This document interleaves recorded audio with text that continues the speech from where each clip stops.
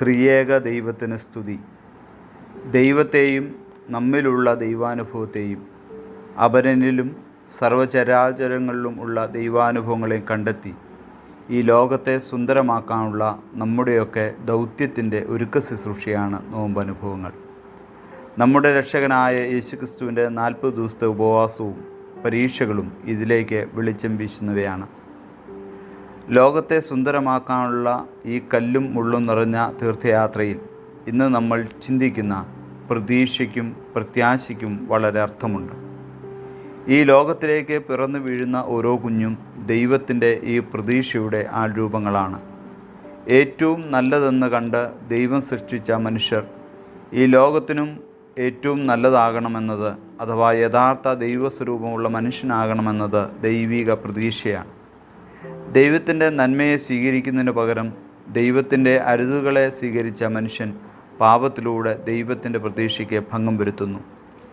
പിന്നീട് ദൈവം ഓരോ കാലങ്ങളിലും ദൈവത്തിൻ്റെ പ്രതീക്ഷയ്ക്ക് അനുയോജ്യരായ ആളുകളെ തിരഞ്ഞെടുത്ത് വിളിച്ച് നിയോഗിക്കുന്നു.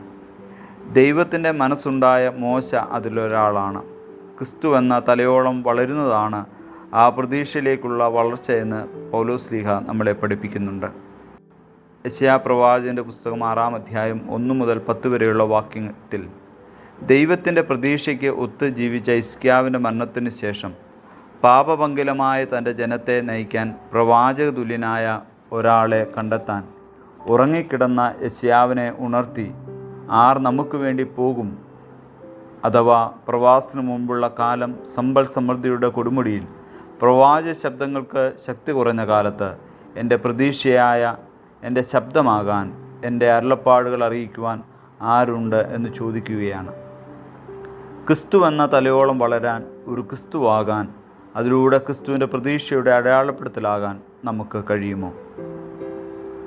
ക്രിസ്തുവിൻ്റെ പ്രതീക്ഷ ആകുന്നവർക്കുള്ളതാണ് പ്രത്യാശ.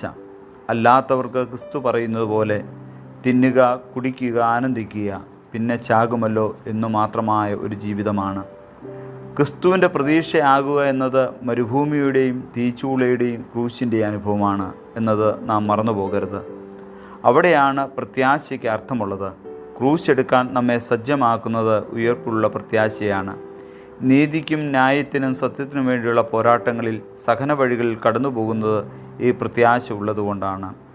ഗ്രഹാം സ്റ്റെയിൻസ് എന്ന മിഷണറിയുടെ മരണം മറയ്ക്കാൻ എത്ര വലിയ ദന്തഗോപുരങ്ങളോ കല്ലുയർത്തി വെച്ചാലും ക്രിസ്തു ഉയർത്തുവെങ്കിൽ ഗ്രഹാം സ്റ്റെയിൻസിൻ്റെ ഓർമ്മകൾ ഉയർക്കുമെന്നത് നമ്മുടെ പ്രത്യാശയാണ്. പ്രിയമുള്ളവരെ, ദൈവത്തിൻ്റെ പ്രതീക്ഷയ്ക്ക് അനുസരിച്ച് ജീവിതത്തെ ക്രമപ്പെടുത്തുവാനും പോരാട്ടങ്ങളിൽ തളർന്നു പോകാതെ ഉയർത്തെഴുന്നേറ്റ ദൈവത്തിലുള്ള പ്രത്യാശ അർപ്പിച്ച് ജീവിത ലക്ഷ്യത്തെ പൂർത്തീകരിച്ച് ജീവിക്കുവാനും ദൈവം നമ്മളെ സഹായിക്കട്ടെ. ആമേൻ.